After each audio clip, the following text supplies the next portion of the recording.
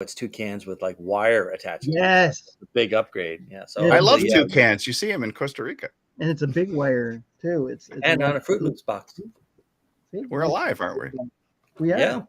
Yeah. All right, Dr. V, bring up a screen and tell me what you want to look at All right. today. So we're talking. We were just talking about John and I, our mutual friend Neil Schaefer. Yeah. And we're looking at social, and I think Neil does social really well.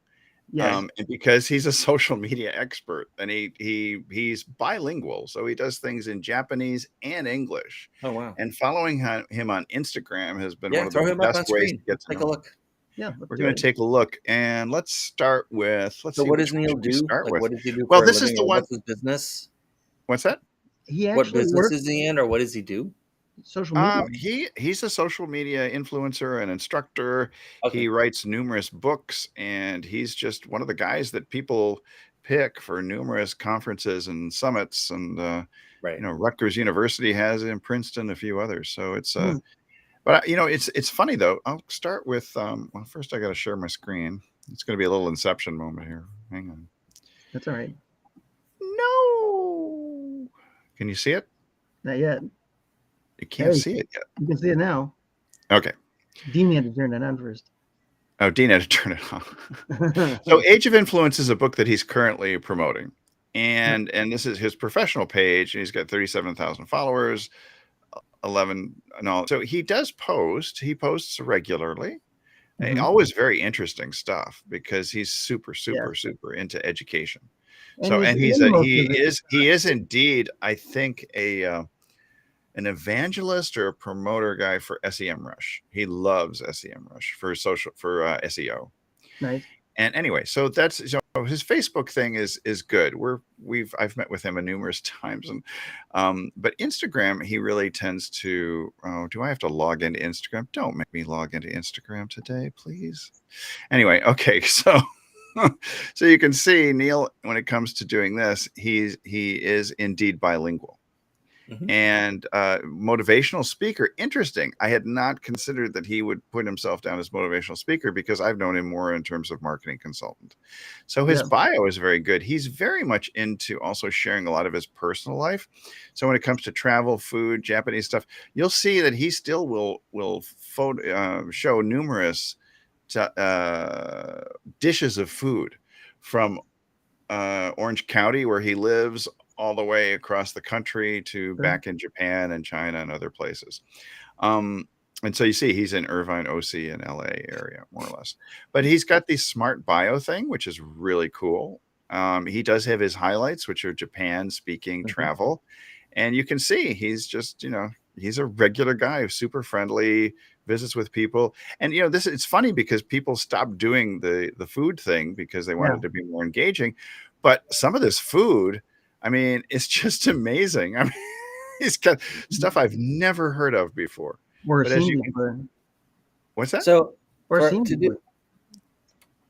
to do something a little different for Social Tuesday, maybe today and going forward. Yeah. So, or maybe it's the same thing we've always been doing.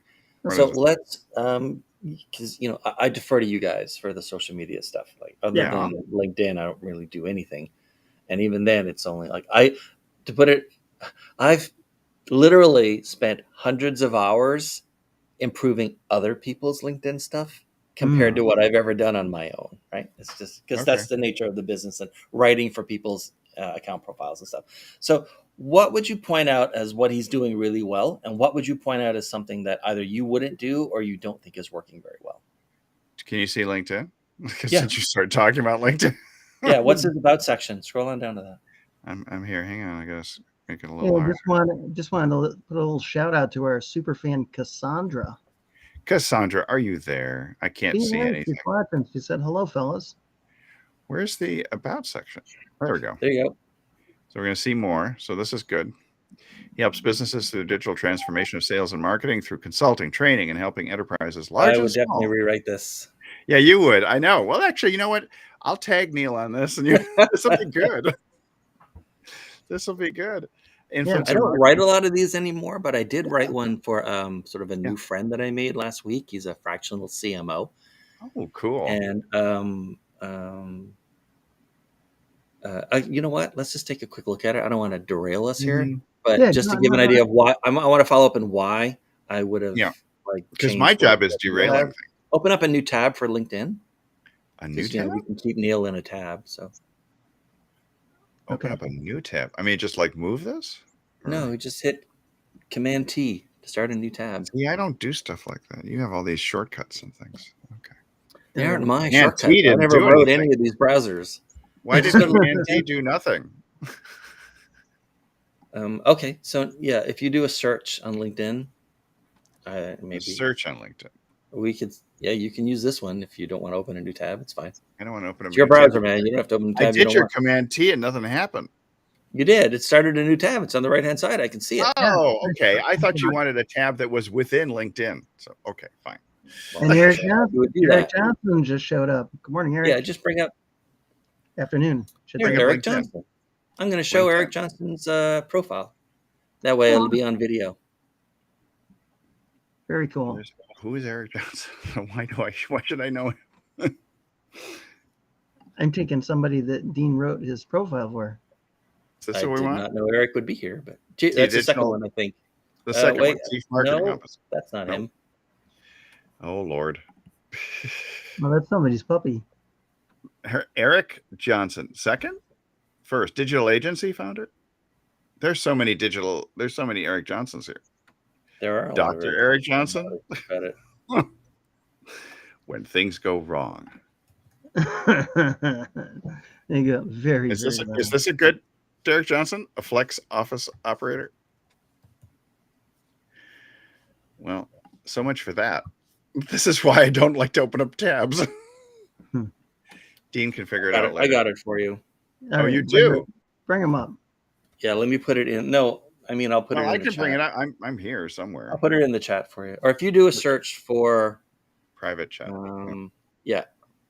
Go back to Eric Johnson again, and it's what's he called her? Ruth. My God, there are a lot of Eric Johnsons there, aren't there? There's so many Eric Johnsons. Maybe you should put in a middle initial. Is what I. Oh, they don't allow a middle initial. I forgot. No, they don't allow it. Here, let me see if I can put it in the chat for you. Buggers. Okay, let me go back over to chat. More Inception time. Yay! No, it's in the private chat. Go ahead. Yeah, there you go. I see it. All right, let's see what we got. There's Eric Johnson. Ta-da! There you go. There's the man. Oh, Eric, we're going to connect. Don't worry. Second in line. This is like Kevin Bacon.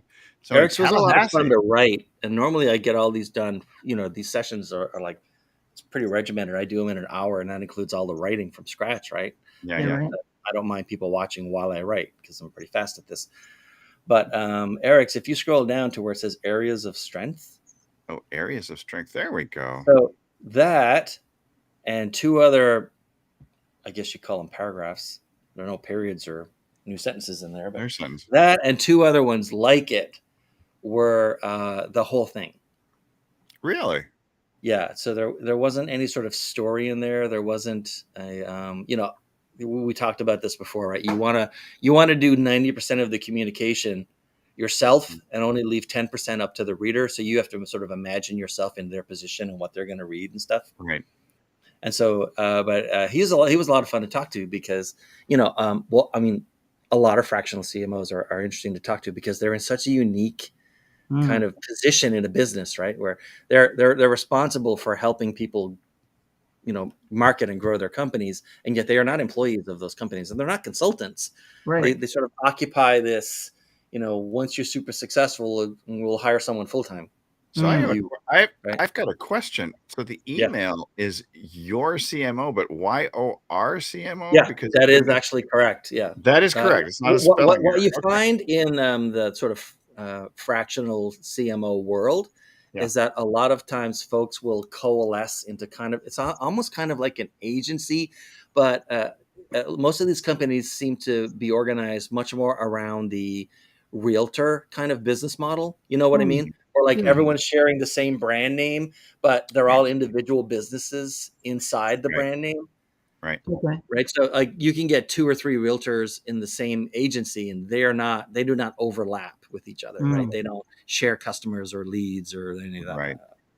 So your CMO is one of those. There are a few actually that I've come across in the last couple of weeks. Oh, so that is a one of those Yeah, umbrellas. if you go to your CMO, you will see that Eric is one of, I don't know, Okay, a dozen I or so gotcha. fractional CMOs that they're partnering with. I thought he had created this brand himself. Nope, not at all. Okay, got it. I know, That is not I know his guys company. that do that with fractional CFOs and CEOs. Yeah. Yeah. Yeah, and fractional. The three that I find the most that I come across are fractional CMOs, CFOs, and HR directors. Okay. People There's that no you don't MFOs. necessarily, people you only want for certain times of the year, or Yeah. people that so you don't need them all year long, or people that you want all year long, but you don't need them to be there, more than 10 or 20 hours a week or a month. And if you wanted someone full time at that level of expertise, it would be very expensive. How about fractional CTOs? Is that a thing? I've never come across a fractional CTO. Okay. Normally, any company that has a CTO is a tech company. Hmm. Just like I wouldn't expect a fractional CMO at a marketing agency. Like if marketing is your business, then you have a full-time CMO because that's your business. Right. If you're a tech company, you don't have a part-time chief technology officer. That person's involved in, building and designing what you guys sell. Yeah, I guess CTOs are more often because I was just thinking of a close friend of mine who's a CTO, and I guess they're more often they go and they're just a second CTO at another company or related company as opposed to being a fractional CTO. Now, Eric had he had an interesting background. Yeah. And has worked on Oreos. He's worked on a lot of brand names that you've heard of that I didn't even include in this thing. Awesome. Where did he go? And so I was able to sort of pull that together. And the whole point is, obviously, it's the same as always, right? To get them noticed, to get someone to pay attention and read through the end, and then to have them remembered the next day. Eric really took the horse lady example story that I used to heart, thought about it for a couple of days, and came back with sort of a storyteller angle that I really liked and was able to bring in. First, we develop your story, telling your prospects their own story, but with you in it. Actually, that paragraph is where he and I diverged a bit. Okay. Because I had the month-by-month plan as the first deliverable. Yeah. And see, there's no wrong answer here. There's nothing wrong with putting the story one first, but the way I explained it to him after the fact, he made that change. And of course, once I give it to someone, they can do whatever they want with it. It's theirs, not mine, right? I said the only reason that I ultimately landed on putting the developing your story thing second and putting the get a plan in place first is because every CEO who reads this, and it's normally a CEO who decides who's going to be the fractionalist, or at least who they're going to vouch for, right? They know in their head how long it takes to make a plan. They don't know how long it takes to make a story. Right. And I didn't want to lead with something that's sort of open-ended and squishy. I wanted to lead with something that was concrete. You're going to get a plan, and then we're going to fill in what's going to happen in the plan by developing your story, and then we're going to get with sales. Yeah, it seems more businessy. Yeah. I actually like them both ways.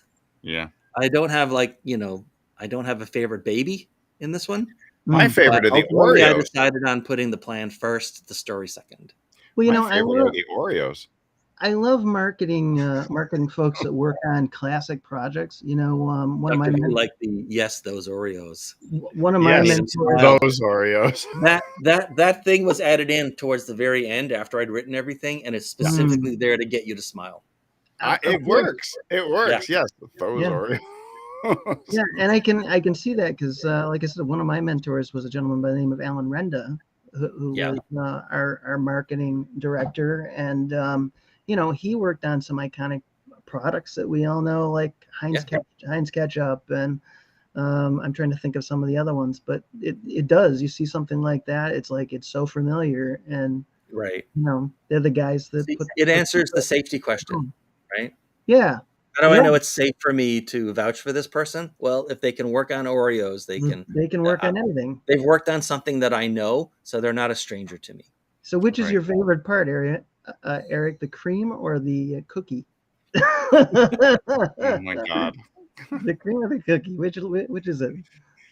He deals with the cream of the crop. And then I added in the category kings. You see the part about the second last sentence, getting them on the field together and racking up wins. Yeah. Eric's a big sports fan, big hockey fan. Perfect. And I wanted a little bit of his personality to come through without saying, Yep. I am a big sports fan, right? Which no one cares about And what we you spoke- love. What's he doing They in care about themselves. Tallahassee if he's And a so I was hockey? able to like fold it in without calling too much attention to it. But it's certainly in a conversation he has with the prospect after they read this and he starts talking about sports or hockey, they're certainly not going to be like, where did this sports thing come from? I had no idea this guy was even interested in sports. Analogies are so important. Well, I'm concerned that he's in Tallahassee. I understand the 404 area code for Atlanta, so he must be an Atlanta Flames fan, perhaps. No, I think it's a Chicago. He's for the Blackhawks? I think so. Chicago fan. All right, well, hey. No accounting for taste. I'm a full-time Sabres fan. So. That's all right. All right. So the anyway, question is, the point is like it grabs attention. We were talking about Niels, right? And Niels is we very much a Niels. level one. This one is like, I understand the situation you're in and I'm talking your language and the problem you have and how I guide you out of it. Niels is, I am this and I am that and I do this and I do that. All right. It's all good, but it's polished level one and it's not at level 2 yet, which is but this, and so you could be better. Well, no, he could be, but the about section, I guess. No, I mean, like level 1 is here's what I am and what I do. Level 2 is you could be better, and of course, level 3 is transformational, which is you could be new.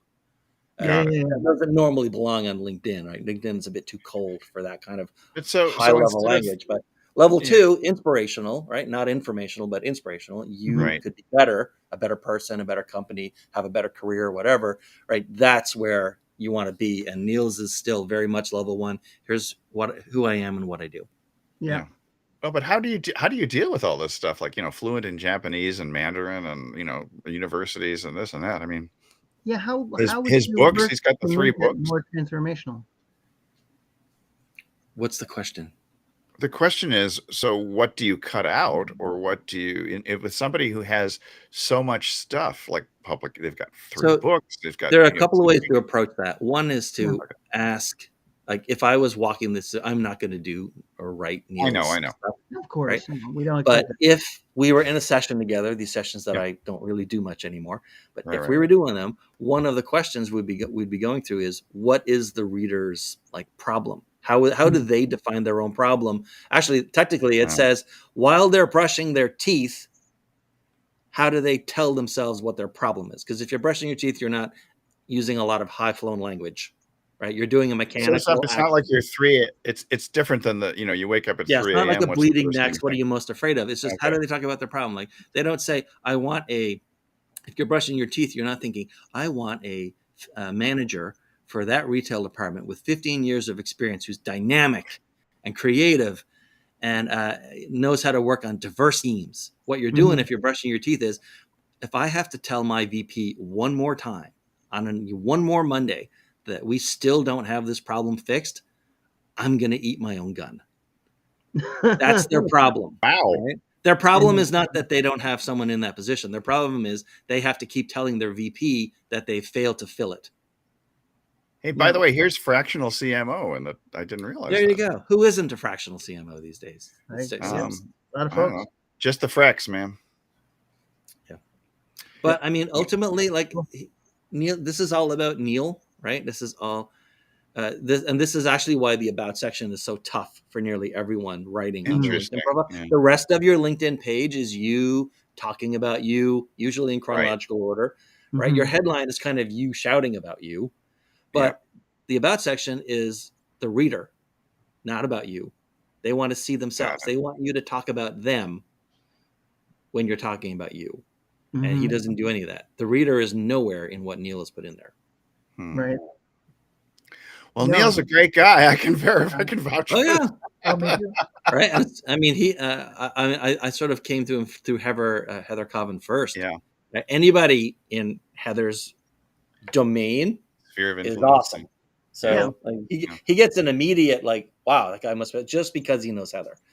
But so the other question I think you had around that was how do you fit in all that stuff? Yeah. So first of all, you cut everything that the reader wouldn't be interested in. Yeah. And then all the rest of it, you phrase. This is where the writing skill comes in, right? You phrase it so that either you can allude to it or the reader will infer it. Right. As you imply it. Yeah. Right. or else sometimes you'll just say it, but you'll say it in the context of why it matters to the reader, not just that you do it. Yeah. Gotcha. Right? He's talking about his agency in this one, right? One way I do blah blah blah. Specialties of the agency include, and like, no, like there's nothing for the reader in there. There's like, I don't know the benefit of what you're giving me. I get the benefit. It's more like an elaborated CV. Yeah. In some ways. But I mean, it's just like, meeting it. So the one thing I am upset with Neil about is that, I think it's Social Media Marketing World or one of those places here in San Diego, like maybe it was Digital Marketers thing. And I did Neil's first TikTok together with him, and it has been deleted. And that's still my pet peeve at this point. So there you go, Neil. There you go, Neil. I'm coming for you, Neil. Duet, Neil. A duet is on the way. The duet is on the way. You're going to be tagged, but never bagged. So. Right. Yeah. Yes. All right. So let's see. I mean, even that last paragraph, right? You would rewrite that into like, my 3 books, including blah, blah, blah. Maximize your social. Yeah. Right. If you want to include the titles of it, influence. Yeah. Like help every business leverage the potential of influencer marketing. Mm. Then still talking about me, the reader, and why what he does or writes is useful. Or you could say, you might benefit from one of my 3 books. No, like no, you wouldn't say that. No. That breaks another rule, right? Which is like that's selling from your heels, or at a minimum, you can. If you think about the spectrum, like there's a 4-part spectrum. On one end is aggressive, and you never want to sound aggressive, right? Mm-hmm. Nobody needs to put up with you sounding aggressive; they're just going to bounce out of there. And on the far other end of that is selling from your heels, where like you're sort of like leaning away from someone while you're trying to persuade them to do something, right? Okay. That is very difficult. Like the leaning away is easy; the persuasion part is difficult. Or put it another way, think about this, right? Here's the task that I could give you. Walk up to someone walk up to your wife, walk up to whoever, right? Hand them a can of Coke. Keep looking them straight in the eye while you back away and say, go ahead and open it. Now, if your job is to get them to open it, and that's how you make a commission, you do not back away from them while you're trying to persuade them, because they're definitely not going to believe that they should open it. Makes sense? Is this because you shook up the can of Coke before you handed it? They're going to think you shook it up, right? Anyone would think that. So on the one end, aggressive, on the other end, selling from your heels. And then there's a big section in the middle just called like neutral or objective. Like, the underlying message of that is, I don't want to influence your decision too much. There's nuances. There's multiple right answers for all this stuff. And a lot of like your content or what you do can live in the sort of neutral, I'm not trying to push you, I'm just trying to give you the information kind of approach. But it doesn't persuade anybody of anything. What you need is there's a little tiny section to the left of assertive and to the right of neutral called to the left of aggressive called assertive. Mm-hmm. And assertive is just sort of the underlying message is, this is true, and so I'm standing on it. And so you don't say, maybe this would be helpful to you, or I believe this. No, that's somewhere between selling from your heels and being objective. You need to be assertive. If he wrote the books. If he doesn't believe in their value, then like I'm never going to believe in their value. Mm-hmm. He knows way more about them than I do. He wrote them. Mm-hmm. Right. So assertive is it's a small part of the spectrum. When I graph it out on a line, it's like 3 or 4% of the entire thing, but it's exactly where you need to live, at least for the parts where you hope to get someone to take action on something. Muy interesante, señor. Yes. Awesome. All right. Well, this is our abbreviated version. This is not the direction I had thought we were going. I don't spend any time on Pinterest ever. I don't even have a Pinterest account, I don't think. But you say Neil does a lot on Pinterest. Let me just find why would he have a place on Pinterest? Because what's it look like? Let me find his Pinterest here somewhere. It's right there. Where did I just miss it? Yeah. It's not that one. You had it a second ago. There. Yeah. They keep wanting me to log in. Who's using Pinterest these days? Lots of people, because it is from food bloggers to creatives to others. And the reason behind Pinterest, because we had essentially a Pinterest agency here out of our little home in the island. and it's because it's a visual search engine. So in many ways, people sometimes do not consider it to actually be social media. They consider it because it is a search engine. It was created by the folks who brought you the Google. Yeah. And so as a result, it does give you a lot of authority. I know that for my wife, for example, she's actually being paid by Pinterest now for some of her stuff. Because they have things called idea pins, and Pinterest is just sort of remaking itself. They screwed around with the algorithm a couple of years ago, and we wound up actually losing a bunch of clients because of it. But now they're resurgent, trying to do things, and his stuff is all this social media. He does create a lot of stuff, but he's more of a content curator when it comes to his Pinterest. Okay. Mm-hmm. And I mean, but it's so rich with information, it becomes almost like a little mini university in here. But he doesn't create too many of his own. He's more into the content curation.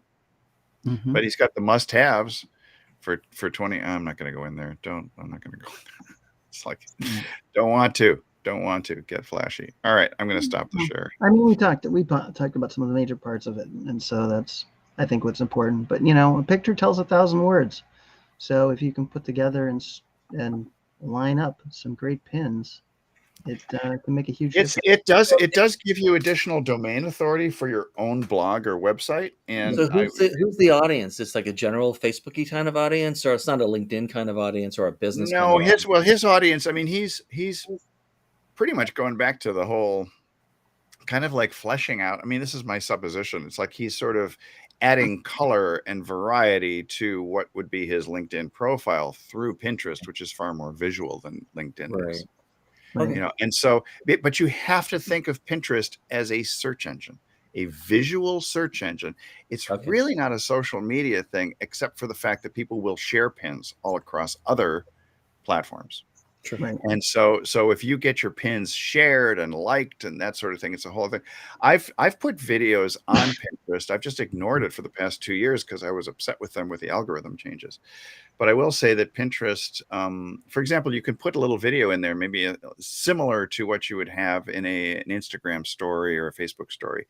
But there's a review process, and it takes a while before they approve your video pin to go in there because they're concerned about inappropriate stuff. So, but once again, after today's program, I may go back to Pinterest. Yeah. So just to get that additional pin juice instead of the Google juice. Any last thoughts about what we've seen or Neil stuff? I would love to wind it down? I would love to. I'm going to put this, just basically ping Neil and say, hey, we talked about you today. Because I think he would be appreciative. He's such a nice guy. He's such a nice guy. And the fact that the very first TikTok that he ever did was with me, it burned in my brain. But what also I got burned because, as you said before, as I mentioned before, he deleted it. So his TikTok needs work. I can tell you that. He likes my TikTok stuff and Instagram stuff. It's pretty funny. So I may be influential on him at some point. That would be kind of fun. There you go. Yeah. Well, you do good stuff there. All right. Yeah. Well, that's it for Social Tuesday. Tomorrow is the worst day of the week. It's the best day of the week. Oh my God. At least for us. Hey, we should go to Neil's website for tomorrow because I would love to see what you do is. I would too. I imagine Neil's web. I don't. Well, see, we looked at it earlier. Don't tell me what it is, although it's probably. I'm not going to tell you what it is. But I imagine it's done by like a marketing agency, right? Well, yeah, sort of. Okay. So that doesn't mean it's going to be good. That he is a marketing agency in himself. He is. I mean, he's a fractional CMO. So there you go. Fair enough. Yeah. But don't look at it between now and the one last week with the personal injury lawyers the two lawyers was interesting. Yeah, that was fun. That went on way too long. There was so much wrong. Well, yeah. So much wrong to talk about. But you indulged me, which I really appreciate. Sure. All right. We're out of here. Website Wednesday. Yeah, baby. All right. All right. It's good. Bye, everyone. You'll like it. Come back. Especially you, Cassandra. You'll love it. Oh, yeah. Wednesdays. Those are our highest rated days, by the way. but you're so incredibly good at it. So just take a